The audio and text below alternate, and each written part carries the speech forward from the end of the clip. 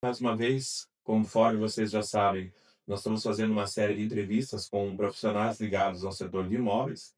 Hoje, então, eu estou aqui com o Guilherme, do Tabelionato de Schroeder, popularmente a gente chama do cartório de Schroeder, né? Bom dia, Guilherme. Bom dia, Givan. Então, a gente vai conversar com o Guilherme um pouquinho sobre justamente esse processo do registro da venda do seu imóvel. Quando você faz uma compra ou uma venda de imóvel, você vai lá, primeiramente, assina um contrato, ou entre pessoas físicas ou junto com a imobiliária, só que depois vem os próximos passos, que são justamente o tabelionato e depois o registro de imóveis. Então, Guilherme, eu gostaria que você pudesse explicar um pouquinho, passo a passo, de qual é esse processo. A pessoa foi lá, assinou o contrato de compra e venda, pagou, fez o financiamento. Se tem financiamento, a gente sabe que não vai direto para o cartório, porque vai ler o banco, do banco o registro, mas quando ele faz, então, entre pessoa física, ou pessoa física e uma construtora, ou alguma coisa assim, tem esse passo aqui da escritura pública, no caso, né? Então, qual é esse procedimento? Bom, primeiramente, bom dia, é uma satisfação conversar contigo, João, eu fico feliz em a gente conseguir transferir para as pessoas um pouco mais de como que funciona o tabelionato e principalmente desmistificar algumas situações frente à escritura, né? De fato, quando tem financiamento, o contrato do banco é um título ao registro de imóveis, então você acaba não tendo a escritura, não tem um tabelionato de notas. Agora, quando você faz uma compra à vista, você faz um parcelamento, né, faz uma compra parcelada direto entre vendedor e comprador, aí sim você precisa, fazer a sua escritura, né.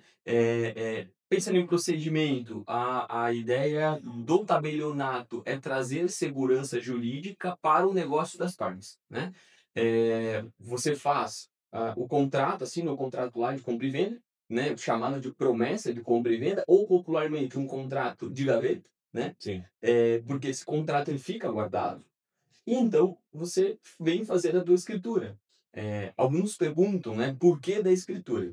Porque você precisa de uma série de regularidades, né, isso é um texto baseado em lei, com várias formalidades, que fazem, consequentemente, que você tenha segurança na compra e na venda, então, tanto comprador como vendedor tenham segurança em fazer a transferência, em fazer a compra correta, a venda correta do bem deles através da escritura pública.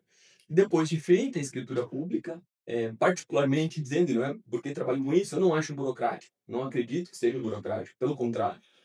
Depois da pandemia facilitou muito, né, hoje 99% das coisas são de formas digitais, e aí depois de você cumprir isso, assinar a tua escritura pública, aí sim você encaminha ao registro de imóveis essa escritura, da comarca competente, da onde fica o imóvel, para definitivamente colocar a matrícula do imóvel, e aí então você poder dizer que você é dono daquele imóvel. Sim. Até uma curiosidade, hoje, para fazer uma escritura, eu nem preciso vir pessoalmente no cartório, né? Claro, com a situação pós-pandemia, né, como o mundo inteiro mudou, os tabelionatos, os cartórios, popularmente conhecidos, também mudaram. E aí hoje você tem algumas ferramentas que te possibilitam assinar de forma digital, né.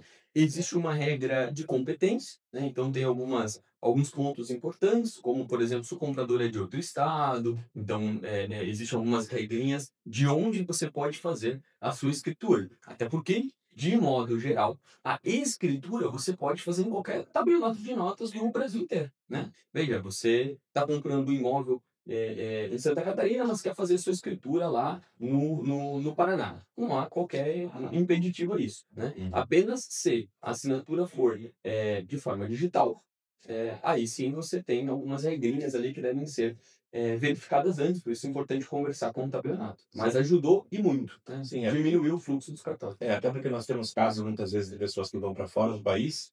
Antigamente tinha toda aquela burocracia de ter que ter uma procuração, de passar por embaixada, daí por diante, e hoje ela já pode estar lá no país dela e fazer isso aí também de uma forma, digamos, digital, né, fica bem mais fácil Sim, para estar sim. fazendo. Foi criado na pandemia uma assinatura digital, que é um certificado digital notarizado, então ele é feito pelos cartórios, e com isso você consegue assinar de forma digital. Escrituras, procurações, é uma baita ferramenta, né, até sempre os meus conhecidos, ou até aqui no cartório, quando estamos conversando com alguém, eu sempre indico fazer o notariado, porque ele é uma ferramenta gigante disponibilizada pelo Estado, para que você consiga movimentar algumas situações de cartório. Alguns exemplos, por exemplo, até reconhecimento de assinatura. Você consegue assinar no aplicativo e reconhecer a assinatura, não muda custo.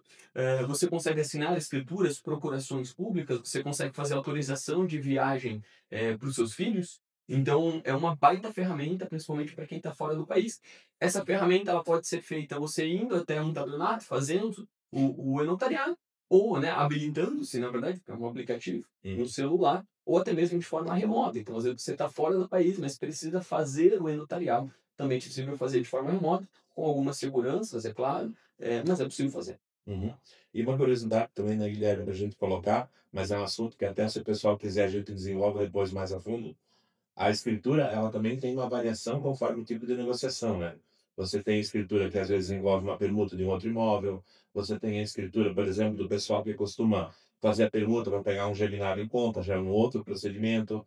Todas elas são escrituras, mas elas têm essa mudança conforme o jeito de fazer. Até, inclusive, muitas vezes, aquele pessoal que acha, eu vou fazer só no contrato que é mais fácil e tal, tem escrituras próprias para determinados assuntos até que o pessoal às vezes costuma achar que nem existe, né. Claro, da mais variado, né? Nós chamamos de natureza de escritura. Então, primeiro, a escritura ela é um gênero no qual você pode, sempre que você for movimentar um imóvel, né? Veja que movimentar um imóvel é trocar de nome, colocar algum direito em cima desse imóvel, você vai precisar de um título ao registro de imóveis. Esse título é, então, uma escritura, o contrato de financiamento do banco, Uhum. ou até mesmo uma decisão judicial. Quando você traz para a escritura, aí o teu negócio, existe uma natureza, um modelo de escritura para isso. Alguns exemplos, o mais comum é compra e venda, né? Doações, então, se normalmente aí a família está fazendo alguma doação, você também vai fazer uma escritura. Mas hoje, principalmente aqui na nossa região, muito permuta, seja uma troca de imóvel, né, imóveis prontos, estou Sim. trocando um apartamento por outro apartamento pronto, ou uma troca de uma promessa futura. Então, eu vou, muito comum aqui na nossa região, eu vou pegar o terreno, vou fazer uma construção, farei uma construção e devolverei em unidades prontas, Sim. acabadas, quando estiver pronto. Então, tudo isso são naturezas de escrituras, né? É muito comum também aqui na nossa região, escrituras de garantia. Então, às vezes você fez alguma negociação onde você precisa de uma garantia ao pagamento. Então, é possível fazer uma escritura de concessão de dívida com garantia hipotecária, com garantia de alienação fiduciária. Então, são um pouco, claro, incomuns, né? Não é de dia a dia, não é da rotina, Sim. mas acaba acontecendo porque toda vez que tu mexe no imóvel, você precisa Uhum. de uma escritura pública ou de algum outro título com Sim. suas variações. Até por curiosidade, hoje nós estamos tendo essa mudança tributária da questão do pessoal que faz aluguéis, daí por diante, e a tendência é que a partir do ano que vem tenha muita gente fazendo as empresas administradoras de bens, até com o intuito de reduzir um pouco a questão do imposto de renda, daí por diante. Qual é o procedimento dentro do cartório? Qual é mais ou menos o gasto que ela teria para pegar um imóvel lá na pessoa física dela e colocar numa administradora de bens? Passa por aqui ou vai direto com outro procedimento no registro de imóveis? Então, depende. Depende de como é feito, Uhum. né. Eu brinco muito que quando eu estou conversando com os clientes, nós estamos aqui para mostrar vários caminhos, todos eles têm algo pró, algo contra, Uhum. mas nesta tua pergunta, eu sempre oriento eles a conversar com o contador. Porque, primeiro que essa transferência ela tem que ser uma verificação contábil. É importante ver isso, né. Muitas pessoas vêm aqui e querem encaminhar uma compra e venda, por exemplo. Mas veja, se não há transferência de dinheiro entre a empresa e a pessoa física, mesmo que você seja sócio dela, não há, esse ato ele é um ato de simulação. Então, ele deve ser evitado completamente. Ele é um ato nulo. Então, o nome desta escritura, ou desse ato contábil, é integralização de capital, que é o ato de eu pegar um bem da pessoa física, do sócio, e colocar dentro da empresa, Sim. sem ter uma movimentação financeira. Neste caso, por exemplo, há uma situação interessante, que é a possibilidade do próprio contrato social, estando este registrado na junta comercial, e hoje as empresas têm isso, né? Uhum. Raras são as vezes que eu vejo que não tem, e esse contrato, uma vez registrado, ser levado direto no registro de imóveis. Isso é bom, porque economiza o valor do tabelionato. Você não Sim. tem a escritura, né? E não temos qualquer impeditivo em falar Sim. isso. É legal, né? Instruir as partes de forma correta. Uhum. Até porque, para que tenha uma certa economia. Sim. Então, fazendo isso, você pode pular, entre aspas, a escritura e levar direto no de imóveis. É verdade, como em tudo, há algumas pequenas exceções, né? Então vai depender um pouquinho do casamento do sócio, como ele é casado com o cônjuge, vai depender também de como a empresa foi constituída. Uhum. Não impede a integralização, mas talvez a regra, né, acaba sendo afastada e você tenha que fazer uma escritura pública de integralização de capital.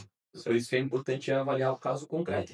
Primeiro passo é contábil, faz o contrato social. Segundo, para a alteração contratual. Segundo passo, verificar se você precisa fazer a escritura ou se você consegue levar direto no registro de De imóveis. preferência, então, buscar uma contabilidade que já tenha essa experiência, essa expertise, porque Sim, é um processo que pode dar transtorno lá na frente se não for bem feito. claro, porque como eu faço tem aumentado a busca, a conversa sobre esse assunto, né? Se não todos os dias, todas as semanas, nos questionam sobre isso. E eu sempre dou a mesma orientação: olha, a escritura funciona assim, pode ser que você precise, pode ser que não, mas procura o teu contador, conversa com o teu contador, porque essa transferência ela tem que ser primeiramente analisada contabilmente, né? Eu sempre falo, né? Nós somos formados em direito, não somos formados em Sim. contabilidade. Uhum. Então é importante primeiro conversar com o contador. O contador vai fazer o ajuste na empresa Sim. e aí você vai fazer.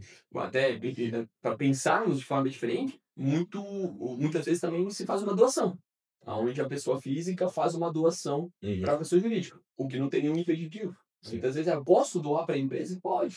Não há nenhum problema nisso. Vai recolher o tributo correspondente, enfim. Mas é possível. Uhum. Por isso que é necessário ter um ajuste contábil. Certo. Ok, Guilherme. Obrigado pela sua atenção hoje, pelos teus conhecimentos aí compartilhados. Não sei se queres deixar mais algum recado pro pessoal. Eu reforço sempre a importância de a gente estar passando no tabelionato. A gente indica bastante o trabalho do pessoal aqui de Gireda, pela eficácia de vocês, pela atenção toda que vocês dão. Se quiser deixar aí o endereço de vocês certinho aqui, o contato, por favor, fique à vontade, Guilherme. Eu gostaria de deixar um recado. Historicamente, a visão da população para as escrivanias de paz, para os tabelionatos, para os registros de imóveis, é de que eles estão ali para criar burocracia. O que é uma inverdade? Uma verdade. Na verdade, nós estamos aqui para criar segurança jurídica para as partes. Sim. Né?